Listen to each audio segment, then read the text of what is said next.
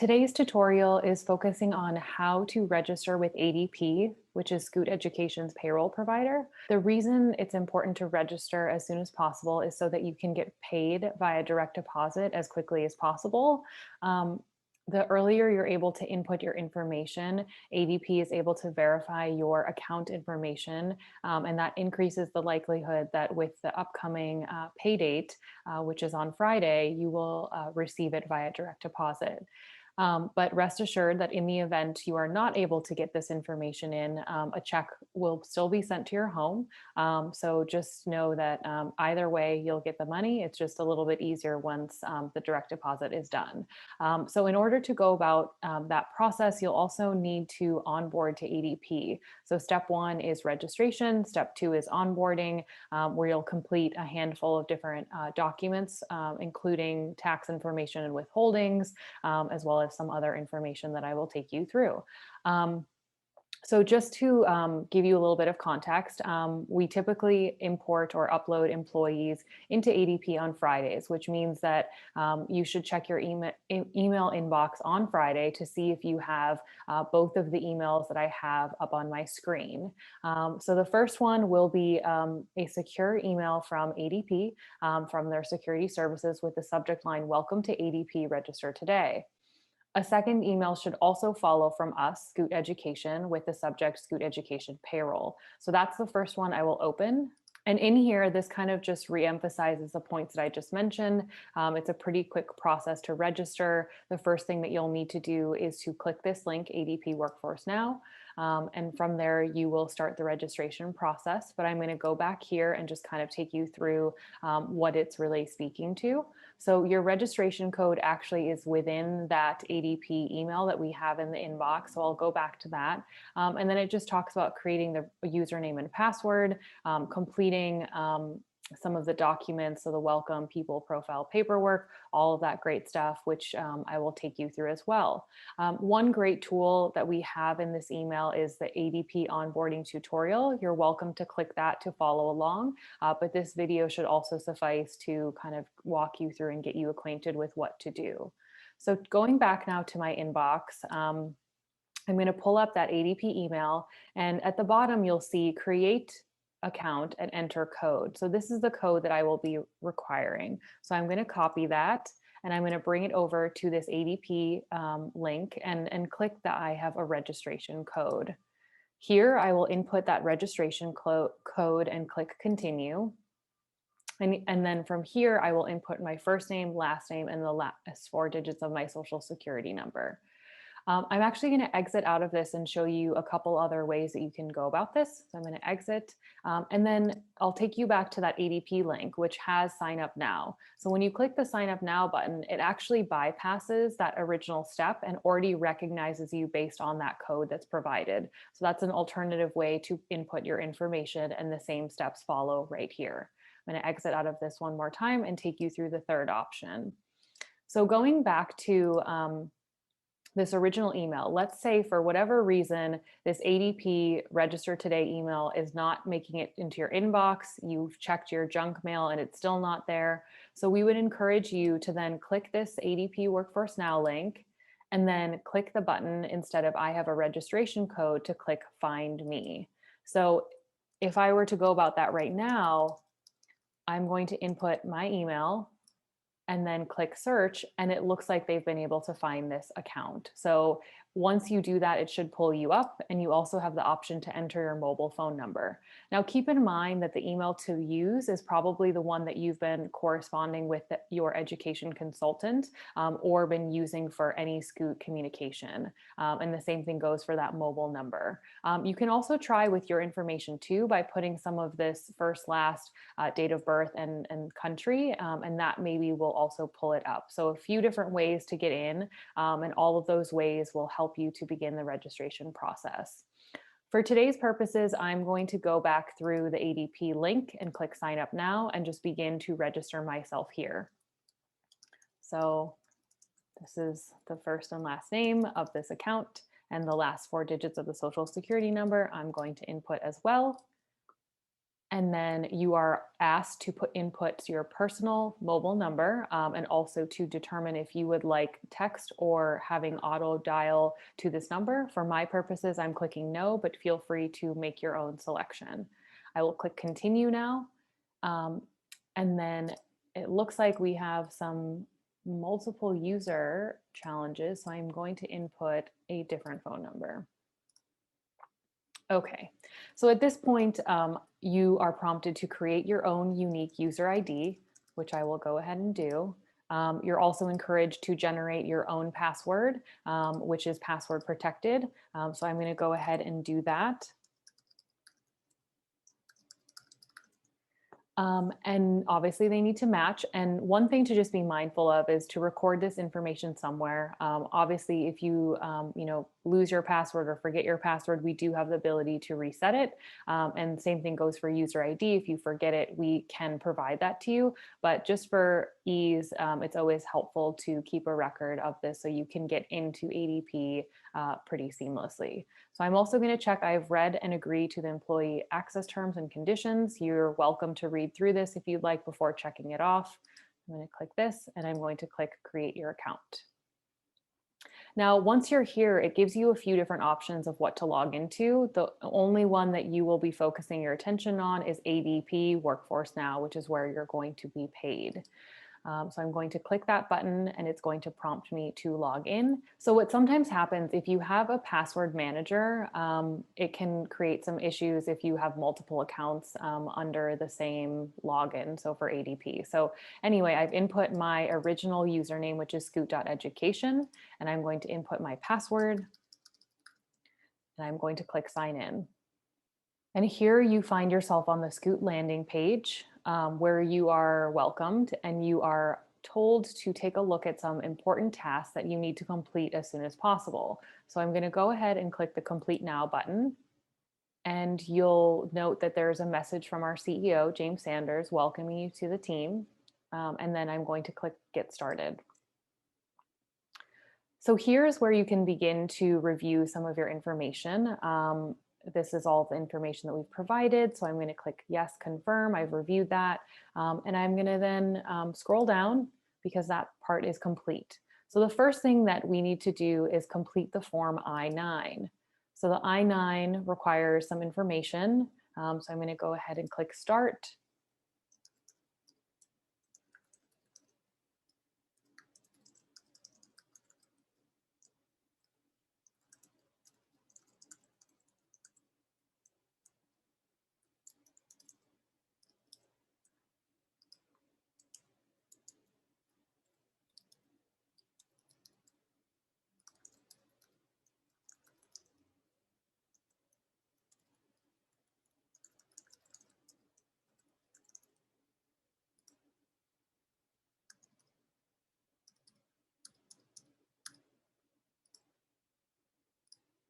Okay, and then as I just mentioned, you're going to put in, or as I just showed you, you're going to put in your social security number, and then you're going to attest and complete this piece. So are you a citizen, a non-citizen, a lawful permanent resident, an alien authorized to work?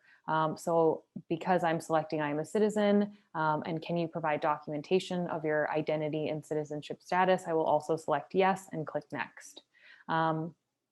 The following question asks if a preparer or translator helped you to complete this form. If that is the case, you would select yes. In my case, I am selecting no. Okay, so now I'm going to acknowledge that I've reviewed this information and sign it.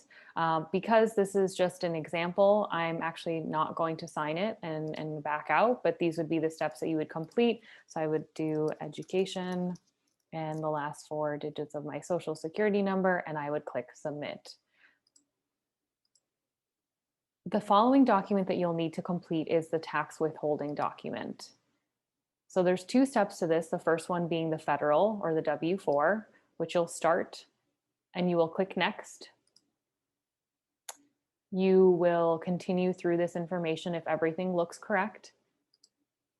And then you will make an indication of your citizenship status. So I'm going to select I am a US citizen. And then you will select your filing and marital status. There have been some changes from past versions of this, so it might be worthwhile just to take a look to familiarize yourself with what this looks like so you can select the appropriate one. For my purposes, I'm going to select the first one and click next. And then it prompts you to take a look at if you are tax exempt. And so you can take a look here at the Form W-4 actually to kind of get a better understanding of this. And the basic gist of this is that for the last year, I had no federal income tax liability. For this year, I expect to have no federal income tax liability. So if you meet both of those requirements, then you would check this off. But if not, you would check the second one. And again, take a look at the Form W-4, which you can download here. You can click that button and get a bit more information around some of these details on the pages below. Now coming back,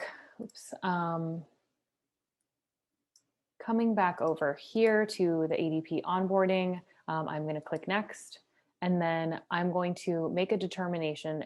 Am I engaging or kind of involved in multiple forms of employment? For my purposes, I would select no. And so I don't need to worry about that. This is just checked off in box C. If there are 2 jobs, select this checkbox. I'm going to leave that blank. And then A and B, so use the estimator from this form for the most accurate withholding, or use the multiple jobs worksheet here to enter into the extra withholding line. So again, in the event that you are holding more than one job, it's worthwhile to take a look here to see maybe based on the filing status that you've selected, you would take a look at, what the tax liabilities would be given the income that you're anticipating. And for those reasons, you might want to increase your withholdings. Again, this is just a tip. We obviously encourage you to run all of this by your accountant or a professional who is an expert in this field. If you have dependents too, you would input that here. So if I had 2 dependents, that would go ahead and calculate on its own. For my purposes, I do not, so I'm going to leave that blank and click next. Additionally, if you have other adjustments, let's say you have other income and you want tax withheld, you can go ahead and put that in. If you have deductions as well or withholdings that you want to add, you can do so here as well. Do note that these are dollar value amounts. They're not numbers or anything like that. For my purposes, I'm going to input nothing and click next. Once you're done, you would just check this box and then you would click done, and that would guarantee and certify that you have answered these questions to the best of your knowledge. For our purposes, I'm going to hit cancel and back out of this information since this is not going forward. And well, it looks like I might have to go back. Give me just one moment. Okay, so in order to get to the state piece, I'm going to click done and we will just move forward and then begin California. So I'm going to hit start. And it's a similar sort of prompt. You're given a blank form that you can use as a reference point, but all of this will be done digitally. So I'm going to hit next, verify this information is correct, click next. I'm also going to fill in your filing or marital status.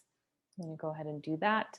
And then again, it asks you if you are tax exempt and offers certain criteria measures to review in order to determine which one to select. For my purposes, I'm selecting I do not claim exemption from withholding. And then I'm going to move forward because I do not have any withholding allowances or withholding any additional taxes at this time. And again, here you're prompted to check this box to certify that you have answered these questions to the best of your ability, and then you click done. Okay, so now that we're completed with these 2 segments, I'm going to go back to what I have to do. And the third and most important section to complete is payment options. So this is where you would input your banking information. So you would add a bank account, input your routing number, confirm your routing number, and then I don't know if it will take it, but we can give it a try to see if this will work. But if not, the number showing is invalid. In any case, all you would do is enter your routing number, confirm the routing number, and then go forward, enter your account number, enter the account type, review the information, and click save. So I'm going to back out of this. And then You can go on to emergency contacts, which is an optional document that you can fill in. You can add a contact here. So let's say you have, a spouse, a partner, a friend, a family member that you would like to kind of put on here as your emergency contact. You can go about that here. And then there's one document which is for your review, and that is the New Employees Guide to the State Fund. And so this is just worthwhile to download to keep on file because there's a lot of useful information here. And we just want to make sure that you review it carefully and thoroughly in the event that you might need this information. So you would download that. You can review it in your own time. It is quite lengthy, 20 pages, and you'll go back and under status. Oh, I think that is actually all we need to do. So once you've downloaded that and kept that on file, you're all set. That step is completed. And assuming that we had processed that I-9, input the direct deposit and the emergency contacts, all of these documents would have moved to completed. So from here, I'm just going to click the down arrow. And again, if this were completed, it would kind of give you an applause and let you know that everything is done and you would be all set to go. Again, for our purposes, we've left some of this kind of still pending, but it should be pretty straightforward once you get in here and take care of it. Just bringing us back to the beginning, again, look out for these emails from not only ADP and also Scoot Education, but also take a look. If you have any questions, you can contact us at this email address, which is hr@scoot.education, or you're welcome to call us at 310-477-7707 to assist with any of these questions.